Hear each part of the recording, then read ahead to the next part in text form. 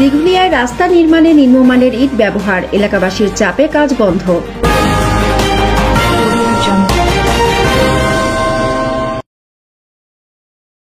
মোহাম্মদ রুবেল ইসলাম জুয়েলের পাঠানো তথ্য চিত্রে সঙ্গে আছি আমি ফারহানা রহমান। খুলনার দিঘুলিয়া উপজেলার হাজীগ্রামে পাকা রাস্তার নির্মাণ কাজে নিম্নমানের ইট ব্যবহারের অভিযোগ উঠেছে।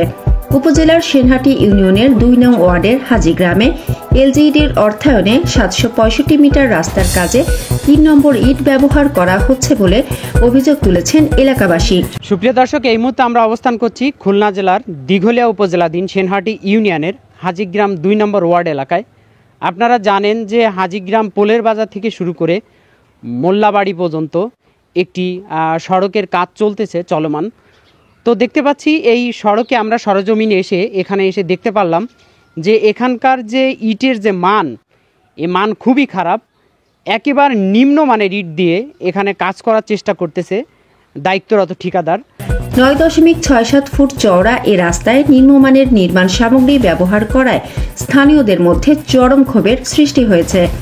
মঙ্গলবার বিকালে সরেজমিনে গিয়ে দেখা যায় হাজীগ্রাম পোলের বাজার মোড় হতে বিল্লাল মোল্লার বাড়ির সামনে পর্যন্ত এলজিইডির অর্থায়নে রাস্তার কাজ চলছে। তাতে ৩ নম্বর ইট ও গর্তে পর্যাপ্ত বালি না দিয়ে নির্মাণ করা হচ্ছে রাস্তাটি। বিধি মোতাবেক ১ নং ইট ব্যবহার দাবি জানিয়েছেন স্থানীয়রা। আমার নাম তারেক। ফিরে আবার নতুন করে কাজ শুরু করেছে।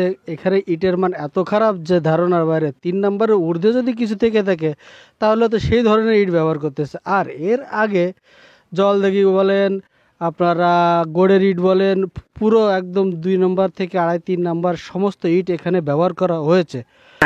৩ নম্বর ইট দিয়ে কাজ করলে রাস্তাটি দ্রুত ভেঙে যাওয়ার সম্ভাবনাও রয়েছে।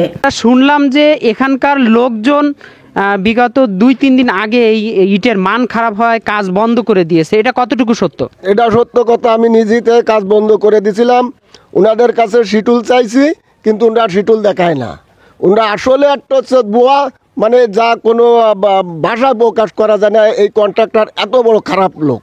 এই যে ইট দিছে তো গড়ের ইট, এ কোনো মানে পানিতে এমনি গলে যায়, সেই ধরনের ইট দিয়ে কাজকর্ম করতেছে। আমরা এটা নিন্দা জানাই। এই সরকারের কাছে আহ্বান করব আমাকে কাজটা যেন ভালোভাবে করে। এখন আপনাদের দাবি কি? এই উঠাই নিতে হবে।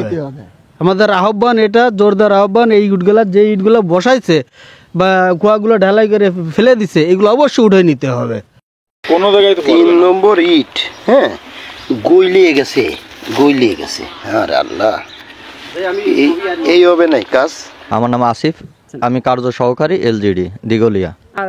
এখান থেকে আমাকে ফোন দেওয়া হয়েছিল যে ইটটা অপসারণ করার কথা এর আগের দিন বলে গেছি ঠিকাদারকে, ঠিকাদার সেটা অপসারণ করে নাই। আর সে দেখতেছে ওইগুলো ভেঙে দিয়েছে। ঠিক এলাকাবাসীকে বলে দেওয়া হয়েছিল এবং খোঁজখবর আমি মাঝখানে নিয়েছি, যাতে ওই ইটগুলো যদি না অপসারণ করে, যদি ভাঙে, তাহলে আপনারা কাজ বন্ধ করে দিবেন। এখানে ইতিমধ্যে ২-১ সাথে কথাও হয়েছে, তারা ফোন করে জানাইছে ওই ইটগুলো ভাঙছে, অপসারণ করি নাই। সেজন্য আমি সরজমিনে আসছি দেখতেছি আসলেও এলাকার লোকজন যা বলছে সেটাই সঠিক। এলাকাবাসীর অভিযোগ স্বীকার করে দিঘুলিয়া উপজেলা এলজিইডির কর্মকর্তা জানান, আমি সাংবাদিক রুবেল বলতেছিলাম দিঘুলিয়া থেকে। ওই বলেন, আমি একটু যোগীপুলে একটা সাইটে আছি তো। গতকালকে আমরা হাজীগ্রাম ২ নম্বর ওয়ার্ডে হাজীগ্রাম পোলের হাজীগ্রাম পোলের রাস্তা, ওকে ওইখানে আমি ওয়ার্ক স্ট্যান্ড পাঠাইছি, ওর ওই কুয়া অপসারণ করতে বলছি। ঠিক আছে? জি জি। হ্যাঁ, আর আমি গতকালকেও বাইরে ছিলাম, মানে আরেক সাইডে ছিলাম স্কুলের লেআউটে। আজকে আমি করে ওকে কড়া বার্তা দেবো এবং গভর্নমেন্ট চিঠি দিয়ে দেবো। উক্ত কাজের ঠিকাদারের সাথে মুঠোফোনের মাধ্যমে বারবার চেষ্টা করার সত্ত্বেও সম্ভব হয়নি।